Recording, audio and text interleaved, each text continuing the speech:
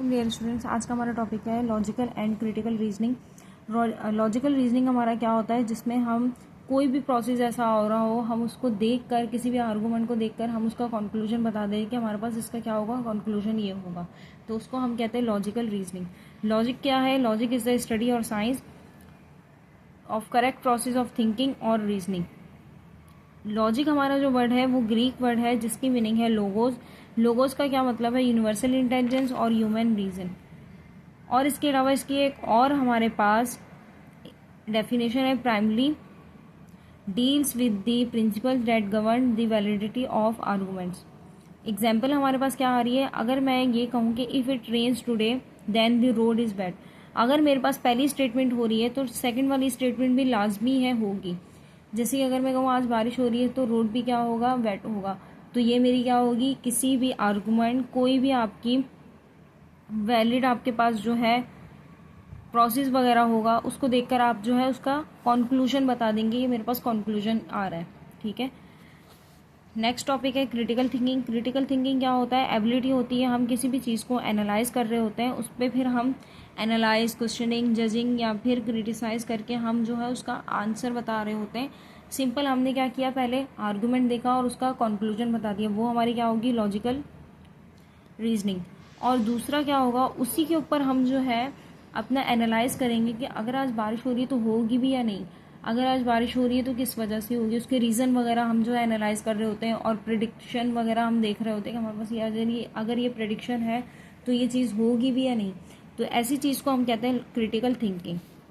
Logic is just a tool in critical thinking. Logic क्या है? Critical thinking में एक टूल की तरह यूज़ हो रहा है। नेक्स्ट है हमारा मैथमेटिकल लॉजिक। मैथमेटिकल लॉजिक दो चीज़ों में डिपेंड करता है, एक आपका है प्रोपोजिशन, दूसरा आपका क्या है? प्रेडिकेट्स।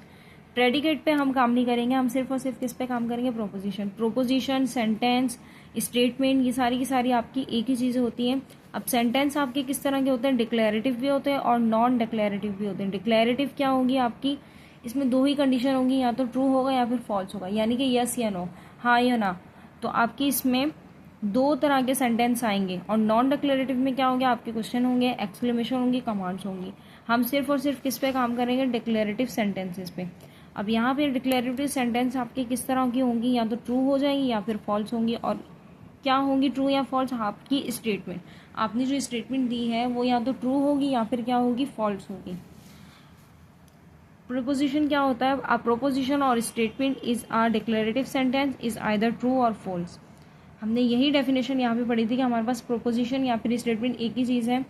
वो क्या होता है? एक डिक्लेरेटिव सेंटेंस होता है जिसमें आपकी वैल्यू क्या होती है? या तो ट्रू होगी या फिर क्या होगी? उसमें फॉल्स होगी।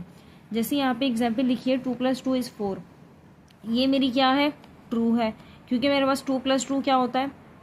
4 होता है। तो ये मेरी क्या हो जाएगी? ट्रू। सेकेंड क्या है? 2+2 इज़ 6। तो ये मेरी क्या होगी? फॉल्स होगी। क्यों? क्योंकि 2+2 6 नहीं होता, 2+2 4 होता है। तो ये वाला मेरा सेंटेंस या फिर स्टेटमेंट क्या होगी? रॉन्ग हो जाएगी। हम इसमें आगे क्या लिख देंगे? फॉल्स। द ट्रूथ और falsity of a statement is called truth value. अब यहाँ पे हमने जो ट्रू और फॉल्स कहा है किसी भी वैल्यू को, इस सेंटेंस को, तो उसको हम कहेंगे ट्रूथ वैल्यू या फिर two value logic. Next topic है आपका प्रोपोजिशन वेरिएबल। प्रोपोजिशन वेरिएबल क्या होता है? Represent simple statement by letter PQR known as proposition variables.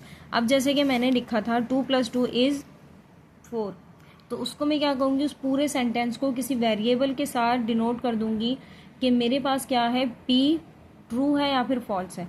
Second क्या है? Proposition constant. प्रोपोजिशन हमारे पास कांस्टेंट क्या होंगे? या तो ट्रू आएगा या फिर आपका फॉल्स आएगा। तो ये इसकी हमारी होती है कांस्टेंट वैल्यूज। एग्जाम्पल यहाँ पे लिखिए 2+2 इज 6। अब यहाँ पे ये मेरी पूरी क्या है? स्टेटमेंट है। अब मुझे इसको क्या करना है? प्रोपोजिशन वेरिएबल के साथ डिनोट करना है। तो मैंने क्या किया? P के साथ इसको डिनोट कर दिया कि मेरे ये क्या है? एक स्टेटमेंट है। दूसरा क्या है? मैंने यहाँ पे कांस्टेंट लगा दिया कि ये वाली स्टेटमेंट मेरी क्या है? फॉल्स है। तो हमने शॉर्ट फॉर्म में इसको किस तरह लिखना है कि मेरा ये जो वेरिएबल था प्रोपोजिशन, जिसको मैंने P से डिनोट किया था, वो क्या आ रहा है? फॉल्स। तो आप सिंपल पूरी स्टेटमेंट लिखने के बजाय क्या लिख देंगे? P इज़ फॉल्स या फिर P इज़ ट्रू। ठीक है। नेक्स्ट है हमारा प्रोपोजिशन। प्रोपोजिशन हमारे पास दो तरह की होती है, एक होती है एटॉमिक, दूसरी होती है कंपाउंड। एटॉमिक हमारे पास वो होती है जो डिवाइड नहीं हो सकती, यानी कि सिंगल प्रोपोजिशन आपकी। जैसे यहाँ पे हमने लिखा था 2+2 इज 6, तो ये हमारी क्या है? सिंगल हमारे पास प्रोपोजिशन है।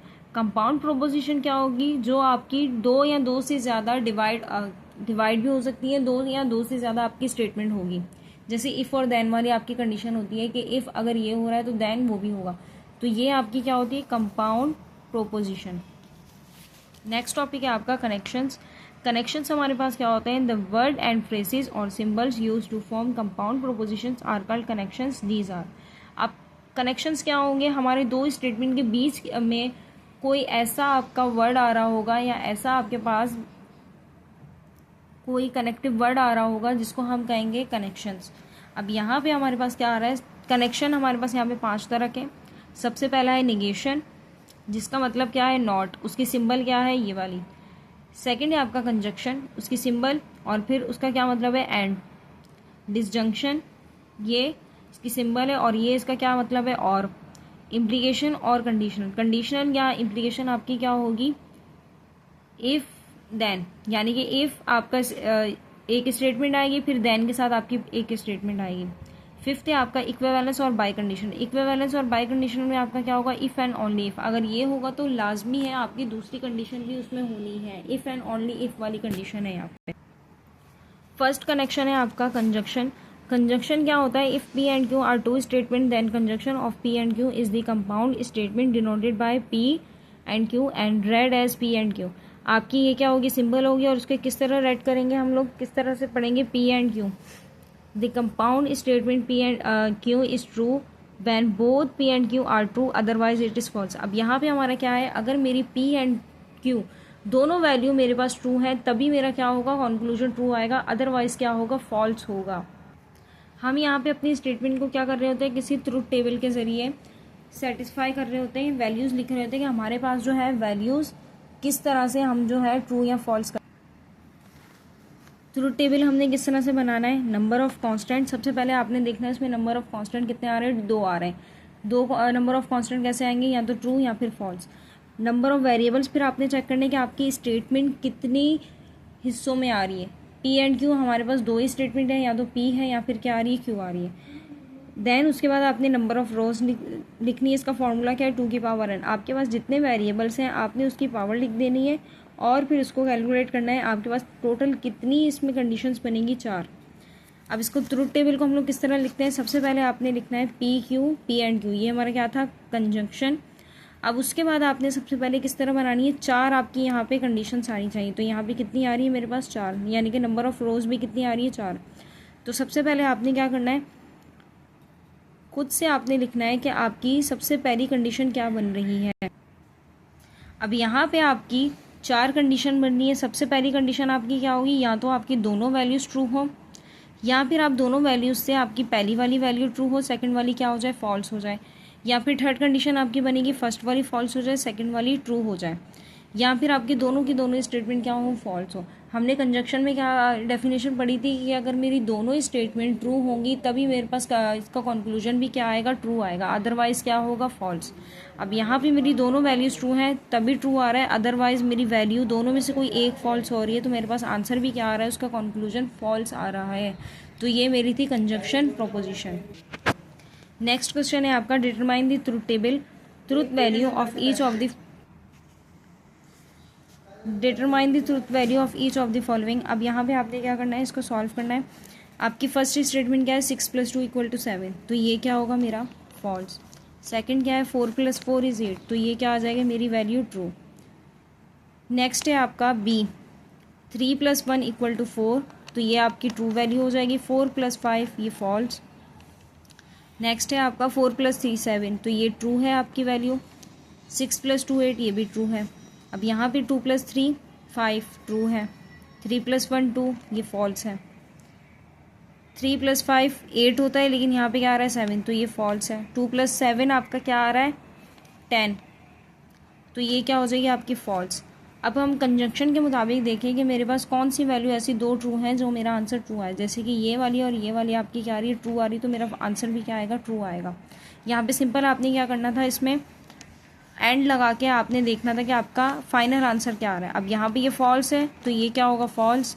दोनों में से कोई एक फॉल्स है तो फॉल्स, दोनों ट्रू हैं तो यहाँ पे ट्रू, ये दोनों में से कोई एक फॉल्स है तो फॉल्स, ये दोनों फॉल्स हैं तो फॉल्स। तो हमारा कंजंक्शन के मुताबिक हमारी ट्रुथ वैल्यूज़ भी किस तरह आ रही हैं, ट्रू फॉल्स दोनों आ रही है, और ये लास्ट की भी दोनों फॉल्स आ रही है, और ये वाली वैल्यू आपकी क्या आ रही है, ट्रू आ रही है।